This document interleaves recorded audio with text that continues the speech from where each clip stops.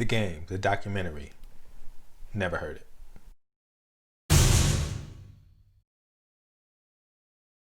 If you've watched any of my other videos for albums that came out in the 2000s, you probably know that I wasn't a big fan of most of the music that was coming out at that time, and The Game was no exception. I thought he was a capable rapper, but he just wasn't my cup of tea. I was more Dipset than G-Unit, and that's why I never heard the documentary. So let's get into it.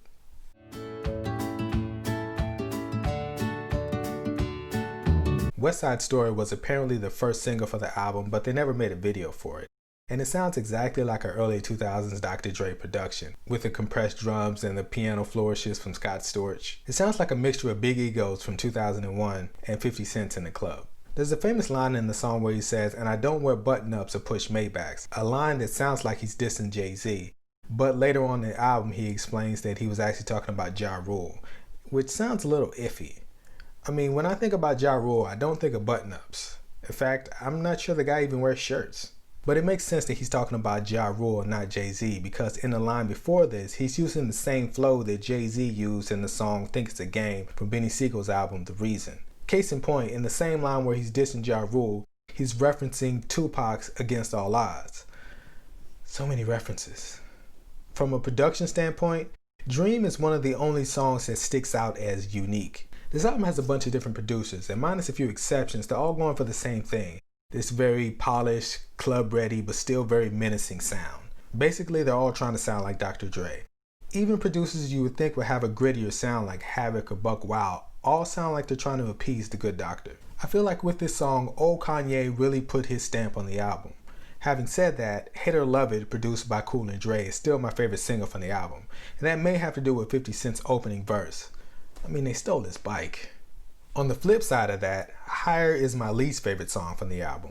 Apparently this was a 50 Cent song, but he didn't want it, so Dre gave it to The Game. It was only released in France, but it still did pretty good in the US. That 2-bar loop that goes throughout the whole song gets a little tiresome after a minute and a half.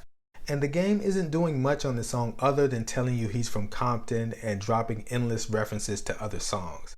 To be honest, this is what I was afraid a Game album would sound like. So I'm kind of glad that this is as bad as it gets. So I never knew this, but for the song Put You On Game, an Indian record label sued Timberland and UMG for his use of an uncleared sample. And that same record label that sued them is the same one that sued DJ Quick and UMG for the song Addictive. These guys just never learn. The Game also does this thing on the song where he says turn the beat down and the volume of the song goes down. Eminem actually does the exact same thing 5 years later on the song Won't Back Down from Recovery. Coincidence? Who knows?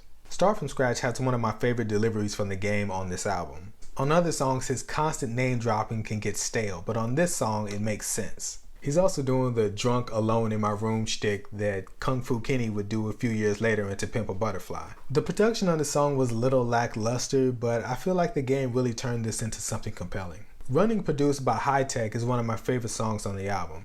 The Game is always at his best when he's talking about his story in a very specific way, and the next song, No Fun and Games, is a perfect example of this. When he takes the name dropping and pop culture references and harnesses them into what he does on the second verse of this song, he's unstoppable.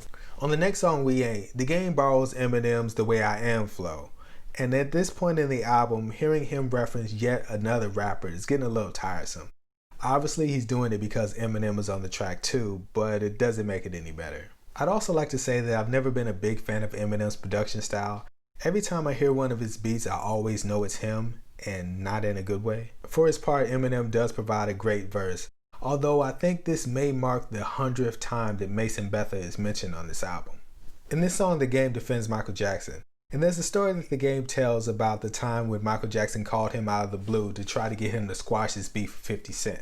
It's weird that he's defending Michael Jackson in the song with Eminem, because in that same year, Eminem released a video for Lose It, where he's making fun of Michael Jackson. The next 3 songs on the album, Where I'm From, Special, and Don't Worry, are solid album cuts, even if they do feel a little paint by numbers. The final song, Like Father Like Son with Busta Rhymes, is pretty special and a great way to close the album. It's kind of weird that people were using camcorders in 2004.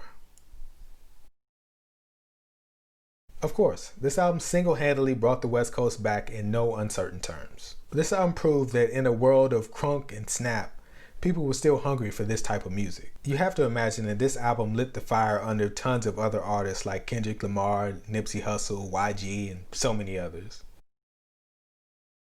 Maybe not the whole album, but songs like Runnin' and No More Funny Games will get some play. Maybe even Hate It or Love It if I'm feeling nostalgic. So, have you heard the documentary? Are you still bumping it to this day? I'm going to keep reviewing albums until I run out. Until then, I am Free Tillman, the only guy on the internet that doesn't know everything. Peace.